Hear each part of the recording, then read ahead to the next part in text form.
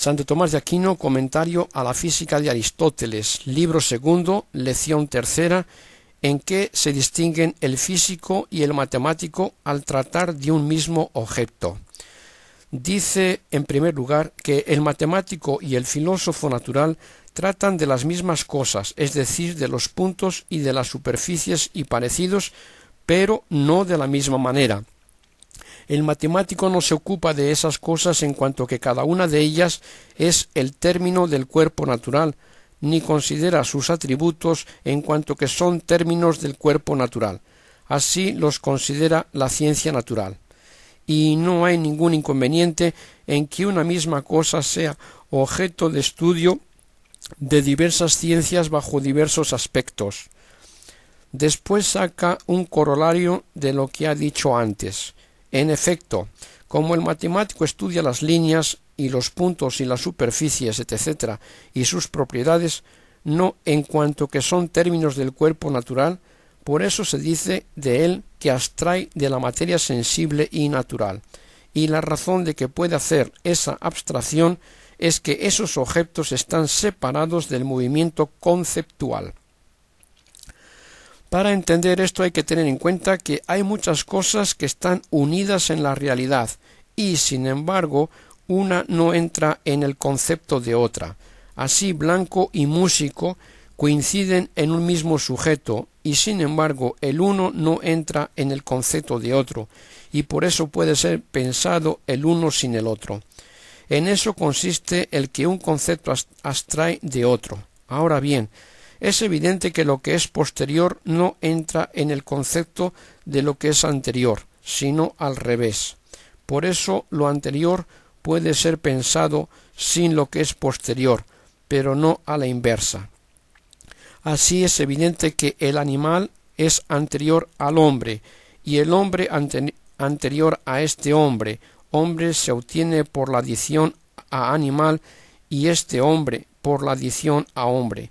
Y por eso hombre no entra en el concepto de animal ni Sócrates en el del hombre.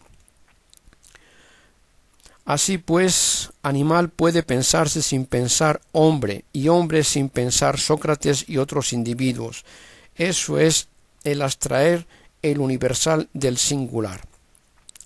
Asimismo, entre todos los accidentes que sobrevienen a la sustancia, la primera es la cuantidad, y después las cualidades sensibles, y las acciones y pasiones, y los movimientos que siguen a las cualidades sensibles.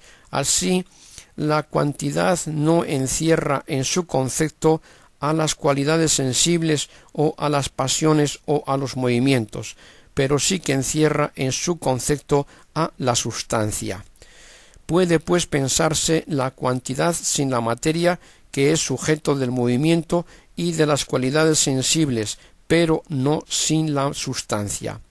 Por eso esas cuantidades y sus propiedades están separadas conceptualmente del movimiento y de la materia sensible, pero no de la materia inteligible, como se dice en el libro séptimo de la metafísica. Pues bien, por estar así separadas conceptualmente del movimiento, de modo que no encierran en su concepto a la materia sensible, que es sujeto del movimiento, por eso puede el matemático abstraerlas de la materia sensible, y es indiferente para la verdad de esa operación el que se las considere de tal o cual manera, porque aunque de hecho en la realidad no estén separadas, los matemáticos al abstraerlas así mentalmente no incurren en falsedad, ya que no afirman que existen fuera de la materia sensible, eso sería falso, sino que las consideran sin considerar la materia sensible, lo cual se puede hacer sin incurrir en falsedad, como puede uno considerar la blancura sin la música, y con verdad, aun cuando coincidan en el mismo sujeto. En cambio, no habría verdad si afirmase que lo que es blanco no es músico. Después excluye por lo dicho antes el error en Platón.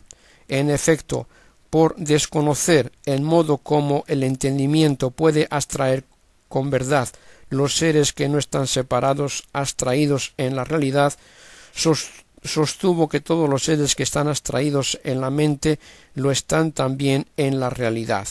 De ahí que no sólo puso como separados a los seres matemáticos por abstraer el matemático de la materia sensible, sino que también puso separadas las cosas mismas naturales por tratar la ciencia natural de los universales y no de los singulares. Así sostuvo que el hombre está separado y el caballo y la piedra, etc. A esos seres separados los llamó ideas, siendo así, sin embargo, que los seres naturales son objetos menos abstractos que los matemáticos. Los matemáticos, en efecto, están separados por completo conceptualmente de la materia sensible, ya que ésta no se incluye en el concepto de objetos matemáticos ni en universal ni en particular. En cambio, en el concepto de las especies naturales se incluye sí la materia sensible, pero no la individual. En el concepto de hombre se incluye la carne y los huesos, pero no esta carne y estos huesos.